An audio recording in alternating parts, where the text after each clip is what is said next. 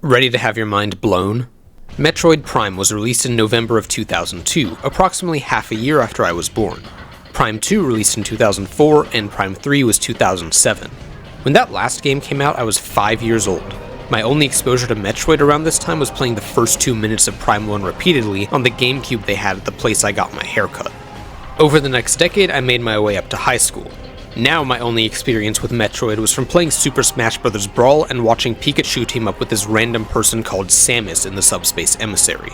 Then, in 2017, Metroid Prime 4 was announced to the delight of fans everywhere. I was 15 and didn't notice it because I was probably busy playing Geometry Dash. And then development completely restarted soon after that, definitely not to the delight of fans everywhere. But the year is 2025, 8 years after that announcement. Prime 4 was finally released to interesting reception. In the time it took between this game's initial announcement and right now, I played Super Metroid and became a Metroid super fan, playing through most of the other games after that and loving basically all of them. I finished high school, finished my bachelor's degree, adopted a cat, got engaged to my favorite person in the world, and I'm now 23 years old, about to finish my master's degree and become a full-time engineer. If that doesn't put Prime 4's insane development cycle into perspective, I can't possibly think of anything else that will. See, Metroid is one of the most important game series ever made, and possibly my favorite of all time. The main series is made up of genre-defining masterpiece after genre-defining masterpiece. Even today, when Metroidvanias are one of the most popular genres in the indie sphere, I still think none of them come close to Metroid itself. That's right, take your Hollow Knights, take your Blasphemouses, Blasphemi? Whatever else you can think of. Metroid still trounces them all for me, and I don't see that ever changing. These are simply the most fun and replayable games I've ever experienced, and I can assure you that will remain true until the end of time. Anyway, story time over. Prime 4 is out and it's time to talk about it. I've successfully avoided any and all spoilers outside of the first 2 trailers, although I have seen a few general thoughts about the game here and there. Also note that Metroid Prime 3 is one of the few main Metroid games I haven't yet played, so I won't be able to make comparisons to that one. From what I've heard, 3 is more linear and level-based as opposed to the single interconnected world the series is famous for. I've also heard that many design ideas from that game have bled into this one, and yeah, I can definitely see that. I don't think I tend to be a purist about the game series I play. As long as I get a fun game, I don't mind if it takes risks and moves away from the series' roots or anything like that. I love Metroid Dread, Metroid Fusion, and Metroid Prime 2, 3 vastly different games that all speak to me for different reasons. I'm very excited to see how I'll end up feeling about this game. Am I going to go against the grain and say this is the greatest Metroid game of all time? Will I absolutely hate it and have my brain shatter into pieces attempting to process the fact that I didn't enjoy a Metroid game? Oh, and of course this is a pretty new release, so I have to put in a spoiler warning. I will be spoiling basically the whole game since that's how my videos tend to go. If you want to see my general thoughts without getting spoiled on everything, I'd recommend watching up until around the end of the first area or so, then jumping to the end. But with that in mind, let's begin. We start in the middle of an action-packed battle between the Federation and the Space Pirates, and Samus shows up to lend her assistance. You get thrown into the action immediately with a quick introduction that sees you learn the controls, get introduced to the story, etc. Although this definitely has a different tone than Prime 1, for example. That game did have some action right away, but it was more of a tense, foreboding experience that shows you Samus is completely on her own. This one is just high-intensity shooting the whole way through, with an entire war taking place if you look into the sky. I think it works for what it is, showing off a bunch of fun weapons you'll immediately lose after the intro is over, like many other games in the series. You learn about the charge beam, the scan visor, the morph ball, missiles, lock-on and free aiming, everything you'd expect to see from a Metroid Prime game. The biggest new addition I noticed though is the dash. In Prime 1 and 2 you can jump to the left or right during combat to sidestep enemies trying to attack you. Here though it's been revamped into an omnidirectional dash that feels much snappier and better to use. This improves the way combat feels, as now you can zoom directly into an enemy, shoot them in the face, and dash back out if you find an opening. And since they know you have this ability, now enemy attacks are allowed to have stricter timing to avoid. Even on normal mode, by the time I got to the second area, enemies were already requiring me to stay on my toes to some extent, and I loved it. The end of this section sees you fight the game's first boss, Abarax. This is a pretty fun and surprisingly long intro boss that teaches you the free aim mode, and I like this mechanic quite a bit. I also love how he can just grab you out of nowhere. That surprised me the first time around. But once you beat Abarax, you run into the main antagonist, Psylocke. Again, not having any experience with Prime 3 or Hunters means I don't know much about him, but he's certainly a threatening looking villain and I love the character design. Samus and Psylocke fight, but this mysterious thing gets damaged and teleports everyone to the planet Viros.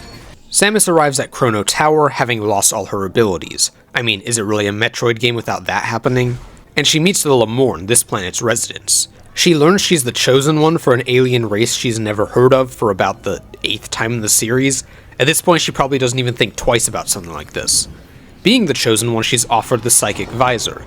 This conveniently serves the exact same purpose as the Scan Visor, although it certainly looks a lot cooler, so I can't complain. From here, she learns she has to collect 5 keys to unlock the Master Teleporter and save the planet. Uh-oh. I know the Prime games love their key hunts, but in the first 30 minutes of the game?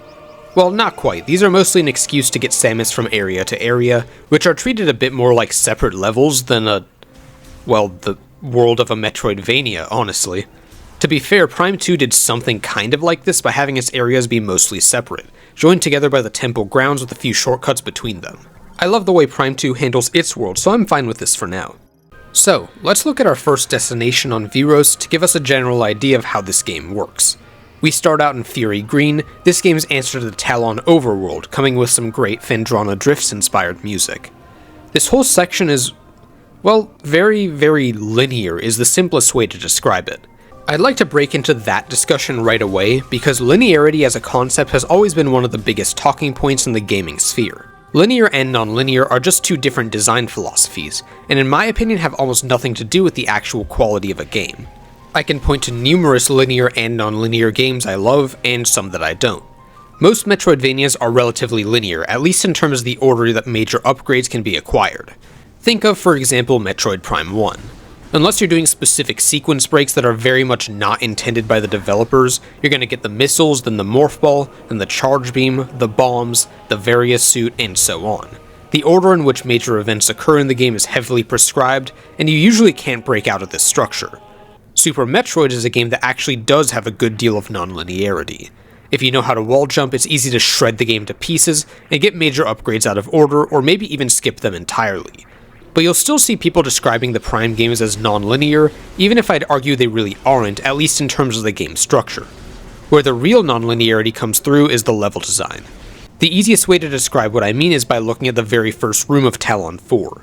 If you look around, there are something like 6 different paths you can see right from the very start of the game. Some of these are optional with a few collectibles to get, some of them you can't go into just yet because you don't have the right upgrade, and some will actually take you to where you need to go. This kind of branching level design shows up often, so you feel like there are a ton of different options available at any given time. It doesn't really matter that the correct path through the game is a straight line, because you as the player don't know exactly what that path is. Making a wrong choice doesn't feel bad, because you'll still find a new room to explore. Even if you can't progress down that path just yet, you'll make a mental note to come back here later, and that's just fun and satisfying exploration. Now, with all that in mind, compare this to Fury Green. In any given room, I think there are only ever at most 3 paths to take. And even if there are 3, one of them will be a save room, one will be inaccessible for now, and the last one is just the obvious path forward. So not only are we looking at a linearly structured game, but even the level design itself feels less like a maze and more like a long hallway. There's no point in which you'll ever get lost in Fury Green for more than like 15 seconds, because the game just funnels you forward at every moment. Even later, once you beat the area's boss, the level design just loops you directly back to where you need to use your new ability. Now, is this a bad thing? Well, if the whole game keeps up with the structure, I might be a little disappointed. But hey, Metroid Fusion is a very, very linear game that also lets you explore a decent amount within its areas, and I love Fusion. Also, as an introductory area you'll be done with in around 40 minutes, I don't think being linear is inherently bad. Because if you ask me, this is a decently well-paced area where you get introduced to a lot of the game's main systems. In the span of maybe 30 to 40 minutes, you unlock the Psychic Glove, the Missile Launcher, the Control Beam, and after fighting the boss at the end, the Psychic Bombs. The Psychic Glove allows Samus to manipulate these motes you'll see with the Psychic Visor. She can use the glove to solve puzzles and open doors. I like the way this upgrade is used. Even if it's not much of an increase in Samus's power level, it allows the designers to come up with a bunch of small puzzles. It's nice because that lets you stay engaged and, hey, puzzles are fun. After playing around with this ability, you find this Morph Ball passage with an Isopod enemy guiding you through.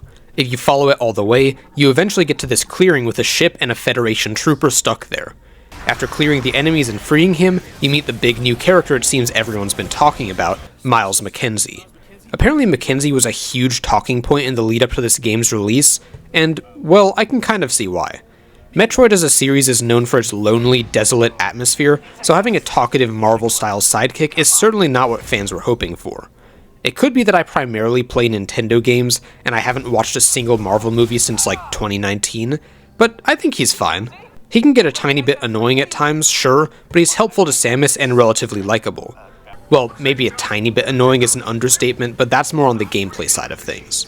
It's kind of weird, though, that Samus remains silent even while everyone around her talks. This works well, maybe even extremely well in previous games because there's nobody to talk to anyway, so it makes sense she would remain silent. But watching her just stare at Mackenzie feels a bit off. And it gets worse as more characters are introduced, because this game has around 5 characters that make up a core cast of sorts as you progress. I mean, in Metroid Dread, she actually did speak in the Chozo language when it made sense, not to mention the loud scream she lets out near the end of that game. Speaking of, she also lets out one heck of a scream in this game when she takes damage, which caught me off guard. But yeah, I don't think Mackenzie would stick out if Samus acted like, I don't know, like an actual person around him, I guess? It's just a bit of a strange decision, and I don't really know why this is what they decided on. But like I said, even if I don't have an issue with the character himself, the way he's implemented into the gameplay is something that ended up getting on my nerves. Some of you may consider what I'm about to say light spoilers, since I'll be showing off 2 mid-game areas. So if you're sensitive to spoilers like I tend to be, feel free to skip to the end of the video at the timestamp here. I don't think most of you will need to just yet though, so when you feel like you've had enough you can jump to the final chapter of the video. A bit later on in the game, you have to go to the flare pool, this game's lava area. Here, after this mysterious figure pressing the Destroy Bridge button, because of course you need one of those, you can find the fire chip. That seems pretty interesting, but you can't use it quite yet. It says that you have to go to a level 4 engineer and get it installed, which means exactly what you think it does. Immediately, Mackenzie shows up in a voice call and says, "Hey, why don't you bring that thing back to me and I can get it working for you?" Okay, sure, fair enough. It was pretty obvious anyway. I backtrack to Fury Green where the base camp is located to receive a cool upgrade, the Fire Shot. Then I decide to go back to the place I found it to see if there's anything I can do. Well, this place is blocked off now by a massive lava flow, so I guess I'll have to go to a different location and use it somewhere else. Sounds good. I go outside, Mackenzie jumps in and says, "Hey again, why don't you explore new locations you haven't seen yet?" And the game places a marker on my map with the next area I have to go to. Okay, well, that sucks. But is it really that different from previous Prime games? Those ones have a hint system that places markers on the map to direct you to the next main upgrade. That's always the first thing I turn off whenever I play a Prime game, since I find it way more fun to go explore on my own. But guess what? This part in Prime 4 showed up for me even though I had tutorials turned off. There is simply no way to turn off the hints as far as I can tell. I talked about not being a Metroid purist and being happy as long as I get a fun game, but honestly that kind of thing crosses the line for me. The thing is, the game itself already does a good enough job alerting you that you have to go to another location. It's incredibly obvious that you can't pass this lava flow without a later upgrade, as the psychic visor tells you in no uncertain terms. On the map there are 2 other main locations marked, the next obvious things to try out. One of them is completely inaccessible until you get the spider ball near the end of the game, and the other is literally an ice mountain. I mean, I just got the fire shot, where else is a more obvious place to go than the ice belt? Even without the hint, this kind of progression is easier to figure out than a lot of the usual Metroid exploration. I don't mind the hint existing at all, seriously I don't. Options like this are a great thing to have for newer Metroid players, but lacking an option to turn this off also makes the game less enjoyable for fans like me, which is a bit unfortunate. Oh, and there is another thing that compounds this issue. You can probably guess what it's gonna be. But first let's finish Fury Green. I want to mention the control beam again because, wow, it is so much fun and easily my favorite new power-up from this game. You have to use it right away after you get it to solve a few puzzles.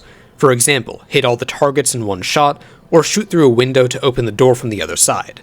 This all builds up to the game's first main boss, Carvex.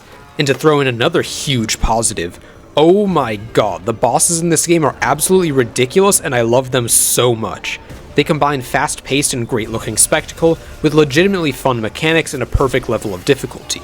Carvex forces you to hit all of its vines at once, meaning you have to break all their shields, then use the control beam to go in a full circle around the boss. This ramps up the challenge over time, with the last phase forcing you to deal with 3 vines as well as a huge network of branches that block your way. In between these phases, you have to shoot its core, which looks really cool, like a strange Metroid gene-splicing experiment gone wrong. The second main boss, Zelios, is a bunch of panels surrounding a glowing core. You need to break the panels using free aim to get damage on the core while dealing with the panels regenerating, and a bunch of really cool attacks, like this massive laser beam that you have to dash away from with good timing. I'll talk about the others later, but just know that basically all of them are amazing, and the bosses are my single favorite part of Prime 4. You know what, I think they might even be better than the bosses in Dread, and that's saying something. I can only think of maybe one single boss I didn't like, maybe two at most. They all feel very different, and a lot of them have multiple strategies you can use that are all effective, which is something I always love.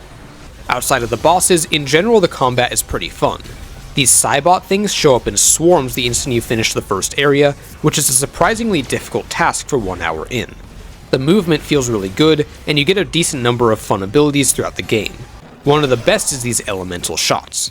You get the fire, ice, and thunder shots, and initially they don't seem like anything all that new.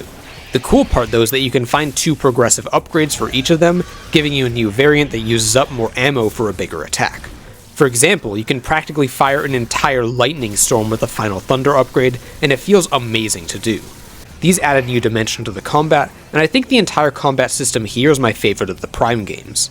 Although I do have one pretty big complaint here, and that's the enemy encounter design, because man can this get annoying at times. There are a few rooms in this game that just have you fight wave after wave of one single enemy type for minutes at a time, and this becomes more common the longer the game goes on. The Cybots are fun enemies if a bit beefy, but the first half of the game uses them so much that they end up overstaying their welcome. And then later the game throws endless swarms of these Griever enemies at you, and I just wish it would stop. Again, the Grievers are pretty cool, and the first time they show up I thought it was a fun time. But it just gets kind of repetitive since you're seeing them so often, and nothing really changes between the encounters other than the room you're in. I honestly don't think survive for 3 minutes works well in a game like this, especially not if it happens multiple times. It's just boring and not even difficult, so I don't really understand the point of adding this. Anyway, after, 15 minutes or something, we're finally done with the first area. And this brings us to another contentious issue, the desert or Soul Valley. Yeah, this thing isn't great. It's essentially a time waster between areas with a few mostly uninteresting locations to visit, at least for now. All you can really do at the start of the game is find a few upgrades, and I do mean a few. You can visit some Federation debris that doesn't really do anything at all for now, and break some green crystals for some reason. I don't think Soul Valley is totally without merit, but I don't like how it's this vast expanse with basically nothing to do at the start of the game. I'll go into more detail about this later, but for now let's talk about the process of getting Samus's motorcycle, because this is easily up there with my absolute favorite sections in any Metroid game ever. That's right, the Volt Forge is truly a thing of beauty, an 11 out of 10 section of gameplay. You find this abandoned factory in the middle of the desert, only for a bunch of Cybots to attack you out of nowhere. After figuring out how to get in, you find your way through this strange building in complete darkness and silence, which is just quintessential Metroid and I love it. Once you make it through the tunnel, you get dumped into the Volt Forge, one of the coolest looking areas I've ever seen in a game. This place is actually a factory that builds Viola motorcycles, currently offline because there's no power. Your goal is to visit each of the 3 towers, first to activate 2 generators to get the factory to build one for you, then to go to the 3rd one and get your driver's license. I love how tense the first tower is as you descend through all this inactive machinery. Once you're at the bottom, you turn on the first generator, then have to roll back up the Morph Ball passage while dodging some electric pulses, which is just awesome. The music also swells here to an amazing energetic track that fits the area perfectly. In general, I think the music in this game is used really well. Longtime Metroid composers Kenji Yamamoto and Minako Hamano return, and it's easy to tell. Prime 1 is my favorite Metroid soundtrack, and it's not even close. This definitely hits a lot of the same notes, just feeling a lot more modern. It's used to build tension, underscore action-packed moments, or just provide a nice backdrop for slower exploration. Some of it is also really good even outside the game, with the Ice Belt Generator On music being my favorite.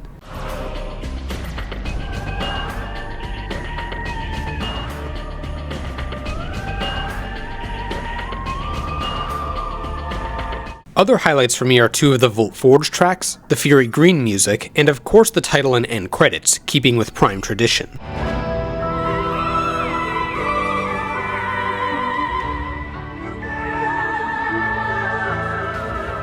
In any case, it's nice to be able to have a piece of Metroid music catch my attention this way for the first time in quite a while. On your way back up from the generator, you unlock doors and machines piece by piece in a section that's, again, just a ton of fun and extremely well paced. Now this is an example of linear level design done perfectly. Well-curated set pieces like this are something the Prime games have usually done really well, and this is certainly no exception. After that, you go to the second tower, which focuses more on combat. You fight a bunch of Cybot variations, then after turning on this generator, there's a cool mini-boss that makes fantastic use of the control beam. And then on your way back up, it's time for the first Psylocke fight, which is absolutely amazing, and probably one of my favorite Metroid bosses ever. Psylocke has a huge variety of melee and ranged attacks, each of them taking some effort to dodge, and the whole fight feels tense and interactive. In the second phase, he spins around and around! You have to roll around in Morph Ball form to drop bombs when he charges at you, stunning him so you can get some more damage in. This was such a fun fight. At this point I was so pumped that I was expecting this to become my favorite Prime game. The Volt Forge is seriously one of the most enjoyable sections of gameplay in the entire Metroid series. After that you get to take a driving test, then go to the bottom of the third tower, fight Celios, and get the Psychic Boots, which are basically just the space jump that also let you interact with psychic platforms. This gives you access to the entire desert section, the second teleporter key, and starts what is unfortunately a far less engaging section of the game. Because now it's time for the Flare Pool and Ice Belt section I already described, where the game ping-pongs you back and forth unceremoniously between areas in a way that feels highly unnatural. And that's a bit unfortunate because we have to go through Soul Valley, which again is just a bit confusing to me. It feels like their initial idea was to have Samus on a cool motorcycle, but how do we get that to happen? Put it in a big desert. But what does that mean for the rest of the game? I don't know, I guess just put all the areas as locations on opposite corners of the desert. It's not like Soul Valley is a horrendous dumpster fire the developers wanted to inflict on the unsuspecting fanbase while cackling maniacally or anything like that. Well, not yet, but it just doesn't really need to be there. See, in most Metroid games, deciding to backtrack to an area is an interesting task. You get to plan out your route, maybe go a different way than you did originally, and you might have some new powers you get to use as well. Here, because the levels are so linear and you have to contend with the desert, there really isn't much of a decision to be made. You know where you have to go nearly all the time, and the way to get there isn't interesting. You just backtrack to the start of whatever level you're in, then drive over to the other area via the desert. It's more of a chore because there's only one way to get to any given location. It almost feels like it's not a Metroidvania, and I'd actually compare it more to a Zelda game or something like that. But even Zelda games tend to be full of shortcuts and fast travel. And for me, the overworld is the least interesting part of practically every Zelda game I've ever played, and I just want to spend my time in the dungeons. And that's also the case here, just replace dungeons with main areas. Because of this, when the game decides to bounce you back and forth between the Flare Pool and the Ice Belt, it just feels weird in a way it wouldn't in a traditional Metroidvania. But anyway, let's look at the Ice Belt itself now that we have the Fire Shot. This area starts out with a scripted loss against a pack of wolves, before the turret atop the nearby facility shoots them to save you. When you go inside, you meet the second Federation trooper, Rieger Takabi. He tells you that the power is off in the facility and you'll need to go down and turn on the generator. This leads to a surprisingly long and slower paced section of gameplay where you descend further and further into the research facility. This area tasks you with searching around a bunch of rooms to find these TK code fragments, which let you get through some psychic gates blocking your path. To do this, you'll be using the scan visor to pixel hunt, and honestly I don't mind this idea. I like picking apart these rooms to find a bunch of small details, finding your way into rooms that are blocked off, and twisting the fragments into place feels kind of satisfying. This is an interesting way to integrate scanning into game progression, because that's been a Prime staple since day one. During this section you'll get the Psychic Lasso, which lets you open doors, and you'll come across some Grievers in cryostasis that look pretty threatening. The more you explore and the deeper you go, the tenser everything becomes. You have to walk across some bridges in harsh wind as the ground beneath your feet shatters to pieces, and you might notice that one of the Grievers has broken containment. Uh-oh. I like this section. It's tense, and working through an abandoned frozen laboratory is very Metroid, but I do think it goes on maybe 15 minutes too long and drags the pacing down just a bit. But once you get down to the generator and solve a really cool puzzle using the control beam, again, I really like this thing, it's time to climb back up. But uh-oh, there's an emergency. I wonder what that could be. Now it's time to battle your way back up to the control room while being attacked by those Grievers that escaped. You can hear the sounds of their footsteps everywhere in the walls, which is just really cool. The way up is much faster too, as there are some Morph Ball security passages online now that the power is on. This section also looks awesome, with lights shining through the ice, causing a lot of it to melt and turn into water which drips down Samus's visor. The attention to detail is off the charts, and they clearly put in a ton of effort here. At the top, you team up with Takabi to fight off a few more Grievers, then it's time for this area's boss, Keratos. This is definitely my least favorite so far, as the time it takes waiting around dodging attacks before you can damage it is a bit long. Although from looking at the fight again, it looks like you can probably Morph Ball underneath to hit the weak spot with bombs. I'll have to test that out later. This gives you the Boost Ball, and while I'm starting to realize that there really aren't many interesting new upgrades in this game. Outside of the psychic abilities, motorcycle, and the elemental shots, literally everything has been taken directly from Prime 1. Or it's the psychic lasso, which doesn't do anything outside of where it's required. I mean, Metroid does tend to lean on the same set of upgrades every game, but Prime 4 is especially guilty of that. Considering the Spider Ball tracks I've seen everywhere, it doesn't seem like that's going to stop anytime soon either. I don't know, maybe Dread being chock full of interesting new upgrades and use cases for them spoiled me a bit, but the selection here has been just a bit disappointing so far. On your way out of the ice belt, you'll be able to grab the ice chip, meaning it's time to go back to Mackenzie again and get the ice shot. Hey, this thing can freeze lava flows? Seems like I need to use that to get back into the flare pool. And indeed, I can get through the entrance now, but seems like there's just nowhere to go, huh? I can't cross this lava river, and the ice shot does nothing here either. After 15 minutes of searching, I just decided to leave, only to get another call saying, hey, why don't you just go back to Vault Forge, there's probably something there for you. Well, now I have to make the trek there, then get a suit upgrade, then go back through Soul Valley once again to go back to the flare pool and finally progress. Not to belabor the point, but this is a perfect example of why the desert doesn't work very well. It just makes me never want to exit the area I'm currently in, discouraging exploration. And because of that, I feel like there's no reason to search for optional pickups in places I've already been until the very end of the game when I have every ability. Thankfully, Soul Valley does have a few interesting things to do between areas. There are a few motorcycling challenges, a few small puzzles, and some shrines, all of which give you missile expansions, Viola boost tanks, and the elemental shot upgrades. I like all of these additions, but I just wish they were far more common. There are maybe 20 or 30 points of interest like this in the entire desert, and essentially nothing to do outside of that. And unfortunately, the vast majority of them are either locked behind late game abilities, or take like 1 minute at most to complete and move on. This means Soul Valley does actually become pretty interesting to explore near the end of the game when everything opens up, but the initial experience is pretty boring. You know what, I might as well expose myself here to make a point. I'm just not as big a fan of Breath of the Wild as most people are. Don't worry, there's a reason I'm mentioning this. The way I see it, the massive overworld has a very low concentration of content per square foot. Most of the side quests do nothing other than give you a material, some arrows, or money, which just doesn't feel great. Enemy camps serve little purpose other than to reward you with weapons that will just break before too long anyway. The act of exploring is a lot of fun, but that alone just isn't enough to carry such a long game for me. So the real content of the game comes in the form of the 136 shrines, 15 towers, and 5 main dungeons. Most of these are a good time, but the short length of each challenge means only 30% of the game has me doing something I find to be unambiguously fun and worthwhile content, and another maybe 20% is fun exploration. The other 50% of the game, to me, is mostly filler. Don't worry, it's not like I hate Breath of the Wild, I do like it overall. It's just that open world games are generally not for me. I fell off of both Xenoblade Chronicles X and Yakuza 0, two games I could tell are very good. But it's not just a me problem. Breath of the Wild does have issues, and even if they may not matter to many people, they definitely matter to me. By contrast, let's think about Tears of the Kingdom, one of my favorite games of all time, and probably the only open world game I really love. That game features the same world as Breath of the Wild, but now when you're exploring there's just so much more you can do. There are caves and wells everywhere which allow for some fun, compact level design within the giant open world. There are even more shrines than there were before, and they're even better. The side quests are not only way more fun, but have far more useful and fulfilling rewards.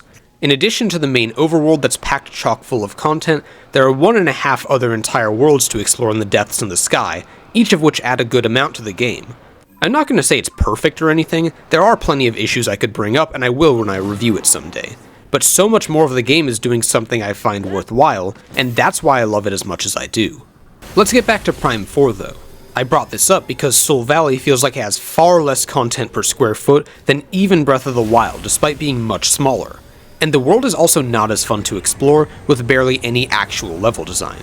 Like, at least Breath of the Wild makes its exploration fun with its climbing mechanics, and a lot of different terrain to make things more interesting. If I could drive around and continuously stumble onto interesting locations with actual level design to explore, like the caves and Tears of the Kingdom, I would feel far more inclined to actually want to go back to this desert time and time again. There are a few shrines in Soul Valley, and I do like those to an extent. Like I said, I like the upgrades they give you quite a bit. But I find that most of the puzzles are far less demanding than the shrines from Breath of the Wild, so they don't add as much to the experience as they could have. I really think this idea could work if they beefed up the shrines a bit and made them more of a maze instead of one small puzzle each. Such a huge portion of what I love about Metroid is the exploration, and Prime 4 already has a good amount of linear set pieces that work really well for me, like the Vault Forge. Imagine finding a mini labyrinth underneath the desert by having the shrines all link up to each other through hidden underground passages. Wouldn't that be so cool? If they try this desert thing again in Prime 5, I think it would be interesting for that to be where a lot of the traditional Metroid exploration takes place, maybe even connecting to the main areas as shortcuts. That is, assuming they want to stick with this formula, of course. I'm thinking of something like Skull Woods from A Link to the Past, just on a much larger scale. Sure, it sounds difficult, and having worked as the lead on an incomplete game project myself, I wouldn't be surprised if it's too much effort to be worth it. But come on, you can't convince me that wouldn't be awesome. Well, now that we're done with the ice belt, at this point we're finally able to enter the real meat of the flare pool with our Viola Icy suit. Pretty soon after getting to the giant building we've seen at least 3 times by now, we meet another trooper, Ezra Duke. Then he tells us there's another one, Armstrong, who we need to go find because she got stuck elsewhere in the area. This kicks off a session where you kinda just walk forward, occasionally solving the most basic of puzzles. Except this one control beam puzzle, yep, I still love it. I also got to this point where Duke is supposed to get in the elevator with you, but for whatever reason he just refused to get in. Let's head up.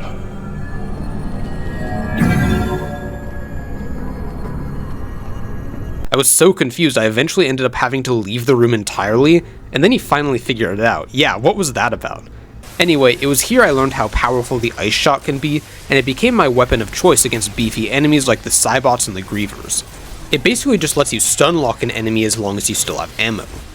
Now we reach Armstrong, a younger trooper who thinks Samus is the coolest thing ever. She asks for an autograph, and when we come across these doors that require 2 people to open, she gets upset at Duke because she wants to open the door with Samus. That was actually pretty funny. She's like your younger sibling who gets mad when you press the elevator buttons before they get to. Reminds me of my own siblings. Again though, I really wish Samus would say something at all, considering there are now 2 other people to talk to. It's so distracting at this point. Instead we get to hear Armstrong say, Nice! Lasso! Sarge, look! She's doing horseball. I literally had to put the game down for a second when I heard that. Something about the way she says it is so funny and I don't know why. Anyway, from here it's more walking forward with some more basic puzzle solving, and honestly the last hour or so was kind of, I don't know, light on actual gameplay. There's walking forward in a straight line and shooting a few enemies, but no exploration of any kind, no real level design, lots of cutscenes. I was kind of falling asleep here. But thankfully things pick up quite a bit. The whole facility starts breaking down and now we have to get out. There's a fight against this Cybot transport ship, and Samus has to go on her own and figure out how to save everyone. That lava river we saw earlier leads under the main building, and oh heck yeah, it's time for the next boss, Fenoros. You start out in the motorcycle and have to get up close as it swims across this lava lake, dodging lava spouts and shooting the targets on its underside. Considering the icy suit was only used to cross this river up until now, I'm glad they found a satisfying way to use that upgrade. This phase is pretty easy, then Fenoros gets stunned and its tail is now the only safe place to stand. From here we fight it up close, having to shoot more targets around its head and neck in order to get it to open its mouth and shoot the tongue. The attacks are actually tough to dodge and do a lot of damage, making this one pretty intense and therefore really fun. But the cherry on top, and I'm sure you're seeing a pattern by now, the final blow is dealt by shooting the control beam down its throat and into the core. Oh my god, I love that so much, one of the most satisfying boss kills I've ever seen in a game. This gets you the grapple beam, and this is by far its most fun iteration. You can swing on hanging grapple points, or you can pull a Spider-Man and grapple to specific ledges or walls and jump off. You immediately get to put this to the test with a surprise escape sequence as you navigate morph ball passages, grapple through the facility as it falls to pieces, and make it to the escape pods. Here you save Duke and Armstrong, and Samus stays behind, knowing she can make it out herself. I really wish they made you finish the rest of the escape sequence yourself though. At this point you just see a cutscene of Samus getting away, which ends the flare pool section. Definitely a bit unfortunate, it would have been fun to play through that. The escape sequence was one of the most fun parts of the game so far though. I'm definitely noticing this game is at its best in highly linear, intense set pieces and combat sections. Not really what I'd ask for from a Metroid game, but hey, I can't deny that these parts are an absolute blast to play. After all that, we get told to go back to the Volforge again in yet another clunky directed revisit, this time to grab the Thunder Chip. I would complain about this, but we get another Psylocke fight, heck yeah. This time he electrifies the entire ground around you, forcing you to swing on these grapple points to avoid it, which is really cool and harder than it looks. He's even more aggressive now, charging at you anytime you get close.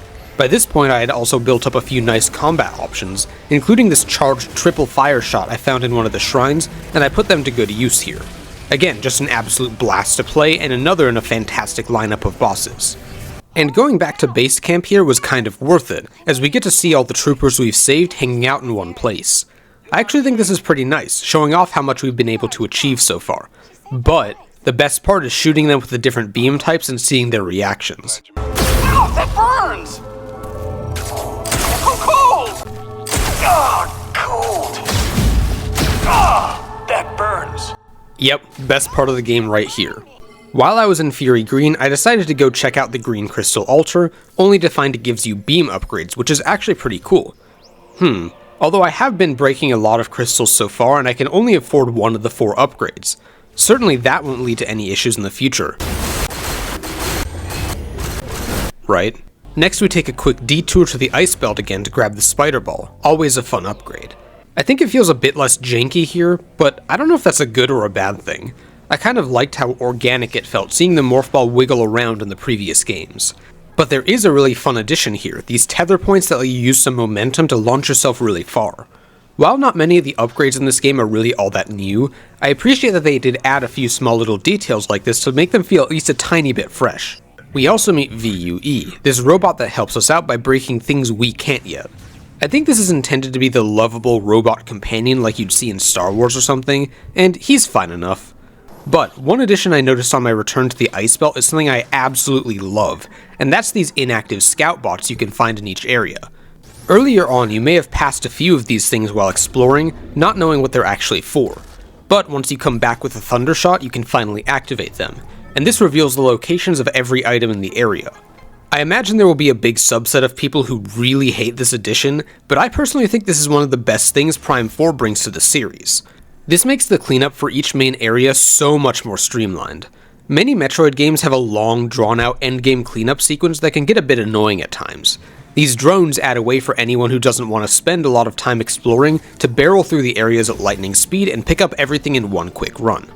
I might choose to skip these if I was playing another Metroid game, but I think this makes a lot of sense for the type of game Prime 4 is trying to be. And plus, if you don't want to use these, they're 100% skippable anyway, so nothing at all is lost by adding them. Along with the more linear level design of the main areas, the scout bots make the cleanup a ton of fun, and I was really happy to see this as an option. I wasn't expecting something this well considered after seeing how hints were handled throughout the rest of the game, but hey, credit where it's due. But, and I'm sure many of you saw this coming, you know where credit isn't due? The final main area, the Great Mines. This is where all the problems with Prime 4 come into play for me. In the lead up to the mines, you gather the whole squad together and get swarmed by a bunch of grievers while trying to get onto the elevator. After a bit of fun Spider Ball gameplay, we make our way to a giant drill and have to turn it on to get deeper into the mines. Here we get ambushed by these cave grievers that burrow through the walls and the ground, and that means we have to spend a few minutes fighting them off while the drill does its thing. This isn't all that hard or all that fun, so it just feels like a waste of time to me. Once the drill is finished, Duke decides it's now his turn to sacrifice himself by lowering the drill to prevent the grievers from getting to Samus and Armstrong, and seriously, wait, why did he do that? Didn't he literally just watch a massive swarm of grievers come out of the walls? How would blocking this one hole do anything at all? And sure enough, the literal first room we walk into on the second floor features yet another ambush. So what was the point of that? Well, the intention was for Armstrong to have a moment where she decides to be brave and grow up after witnessing her commander's death, which takes a grand total of like 1 minute to happen. Honestly, this was just kind of annoying. I do get what they're going for, but it feels incredibly rushed and therefore cheap. At least at this point we get some more fun control beam and grapple sections to take a break from all the Griever fighting. But boy does that not last long, as only a few minutes later we get to another obstacle we have to drill through and have to fight yet another swarm. And it lasts even longer this time as we keep them away from Armstrong at the drill controls. And guess what? Now she decides to sacrifice herself too, despite literally just witnessing how useless it was for Duke to do that. Isn't Samus like the most powerful bounty hunter in the galaxy or something? This seems so unnecessary to me, even if the sacrifices did have any effect at all.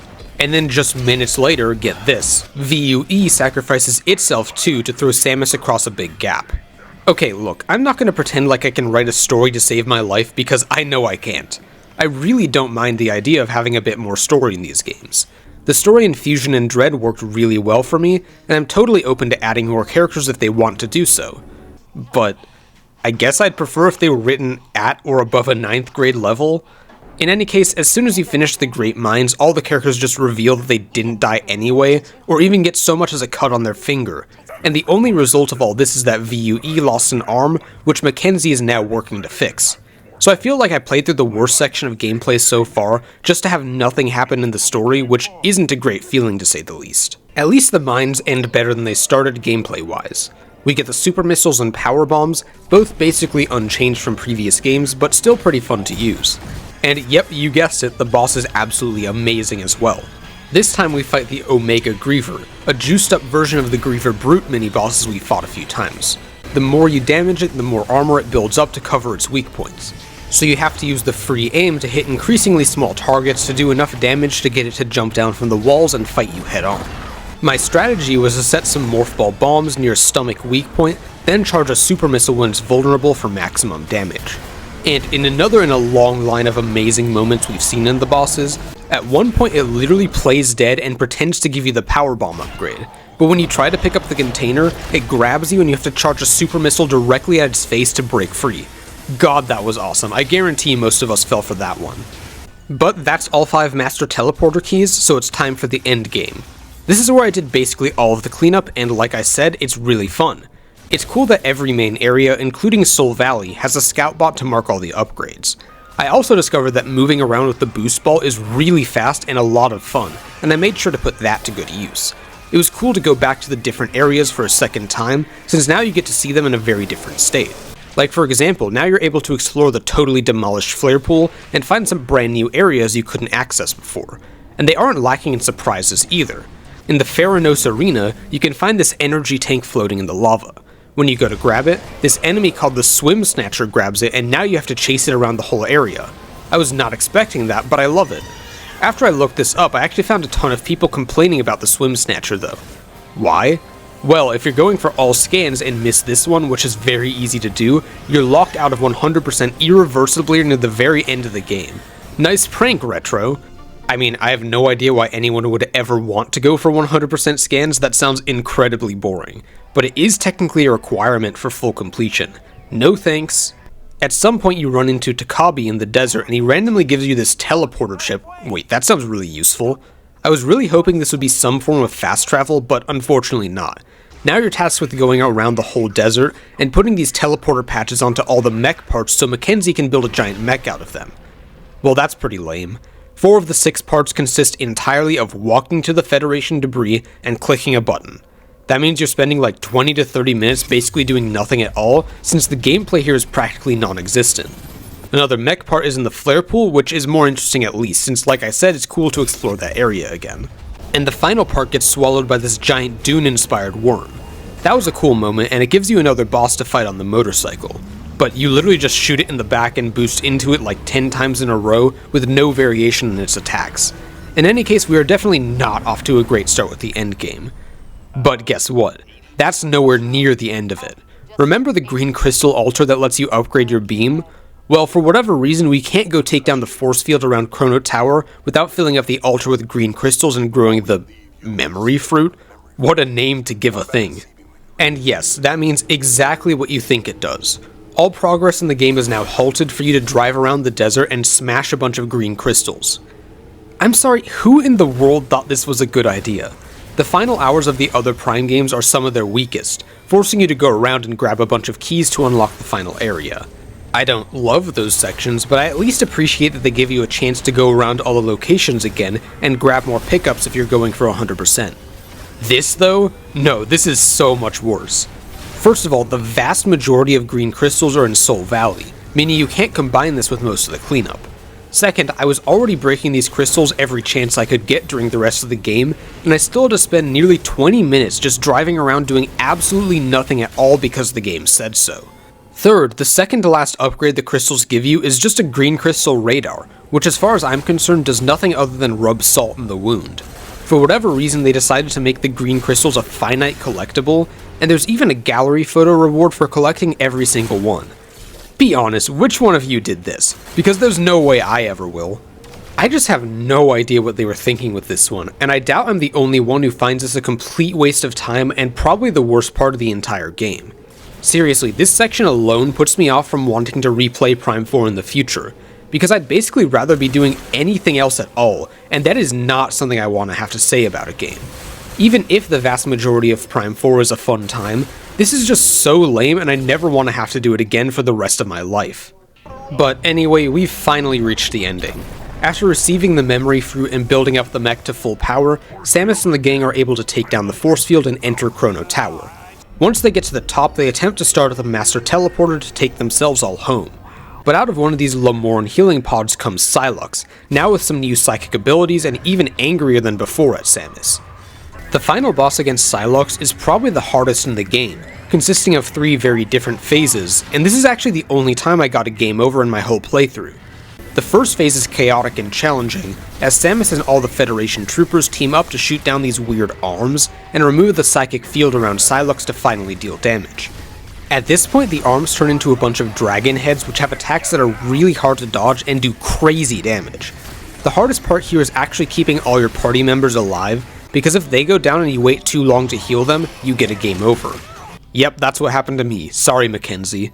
If you've gotten 100% of the upgrades like I did, then you can just use the Super Thundershot to shred through the dragon heads and Psylocke's health bar, and it ends up being not too difficult. In Phase 2, Psylocke pulls Samus into a wormhole, I think, and launches a ton of attacks at you while you're traveling through this tube-shaped area. Okay, are you ready for a really deep cut? This section reminds me a lot of this PS1 game I grew up playing called Omega Boost.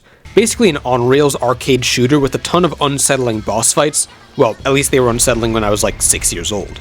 There's one specific level this boss reminds me of, where you fight a spider-looking robot in a tube just like this, and have to avoid a ton of debris, which I remember being pretty difficult. To be honest though, I'm just legitimately wondering if any of you have ever heard of Omega Boost. I've never heard a single person mention it before. But lastly, Phase 3 is essentially a repeat of the first Psylocke fight, with a few new attacks to dodge, and it's probably the easiest phase. Hey, I loved that fight the first time around, so I won't complain. And now you're in space on what looks like a planet's rings or something? Yeah, this is pretty awesome. But with that, Samus defeats Psylocke and returns to the Master Teleporter. Everyone is finally ready to make their way home, and they start up the teleportation sequence. But uh-oh, Psylocke survived. He shows up and stops the teleportation, shooting Mackenzie in the process.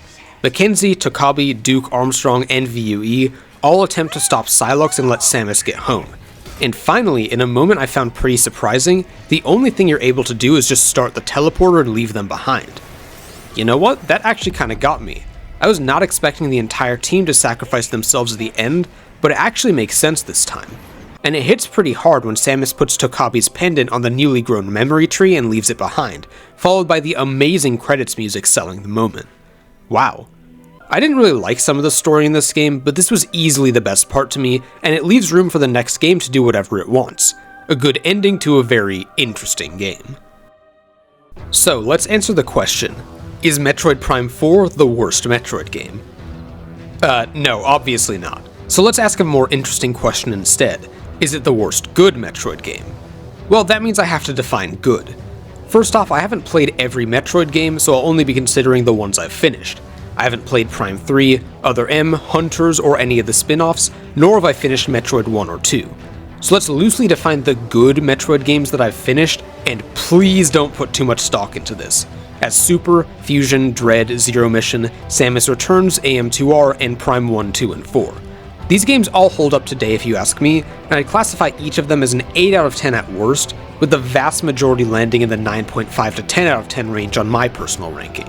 Well, I'd without question consider Super Fusion Dread, AM2R, Prime 1, and Prime 2 to rank above Prime 4. While I find Zero Mission a tiny bit overrated, I'd also definitely put it in that camp as well. So that just leaves Samus Returns, and well, I probably prefer Prime 4. I think so at least. Samus Returns isn't a bad game at all, but it certainly has some issues as well, and I find that Prime 4's high points are much higher. The bosses, the fun linear set pieces of Volt Forge and parts of the Ice Belt and Flare Pool, the bosses, the fantastic controls, the amazing visuals and art design that show off what the Switch 2 can do, the improved endgame cleanup, and the bosses are some real high points. I'd say about 30% of the time, this game is a 10 out of 10 without even breaking a sweat. The issues are certainly there though, and they're really hard to look past at times. You're in Soul Valley for too much of the game, and it really doesn't add much to the experience, especially in the first 2/3. It also discourages exploration, which is kind of antithetical to the entire reason I would want to play a Metroid game in the first place. While the linear design is a lot of fun most of the time, the Great Mines and parts of the other areas really drag with uninteresting combat encounters and just not requiring much of the player otherwise. The story gets pretty cringeworthy at times and further drags down the pace of the gameplay, even if I did like the ending. The hints can be overbearing and frustrating, spoiling even the most obvious of solutions at times. There are barely any meaningfully new upgrades to find, although this is helped out a bit by them changing up some of the old ones, and the elemental shots are a pretty fun system. Oh yeah, and the control beam, had to mention that one more time. If you take one thing away from this video, I need you to know that I love the control beam. But boy oh boy, I never want to play certain parts of the endgame ever again, which is a huge obstacle to me potentially replaying this game. And that just kinda sucks, because like I said in the intro, part of what makes Metroid games stand out so much to me is their replayability. There are certainly other negatives I've already talked about, along with some other positives. Suffice it to say, I totally see why this game is so divisive. Many of you are probably thinking I went far too easy on Prime 4, and many of you probably think the exact opposite. In the end, how you feel about this game, like any other, comes down to the way in which the negatives and positives do or don't matter to you. Let's compare it to another game I've reviewed, Mega Man 4, because it seems at this point I'm just not allowed to make a video without mentioning it at least once. That game had a ton of positives even I was able to notice, but the negatives stood out to me way more for whatever reason, so I ended up ranking it far below most people. By contrast, Prime 4 is a game that has plenty of issues that bother me quite a bit, but the positives happen to outweigh the negatives at least most of the time. If you were expecting a game like Prime 1, I can see why you'd be disappointed. For me though, I think this is a good game overall, and I think there's a lot of merit to some of the new things it tries. But it's a B or C tier Metroid game because in comparison to a list of the greatest games of all time, 8 or maybe 8.5 out of 10 doesn't quite hold up. I'd still recommend this game because I find it very interesting to talk about, and hey, who knows? Maybe you'll be pleasantly surprised and be one of the people who loves it. Personally, I wouldn't go as far as to say I love it, but I definitely do like it. Let's see what they're able to do with Prime 5 in the year, I don't know, 2044 or something like that. And hey, if you've played Prime 4, let me know what you thought. Did you absolutely hate it, absolutely love it, or fall somewhere in between like me? By the way, I've never done this before, but this seems as good a time as any. I'm currently on the road to 1,000 subscribers, and if you like the video and want to see more, go away. You know what I mean. I plan to cover the rest of the Metroid series and many other similar games in the future, so if that interests you, definitely consider staying for more. I have my next few videos planned out, including but not limited to a ranking of every game I played in 2025, one on Mega Man 5 on the Game Boy, and then Castlevania, Harmony of Dissonance, and Aria of Sorrow. See you then, and thanks for watching.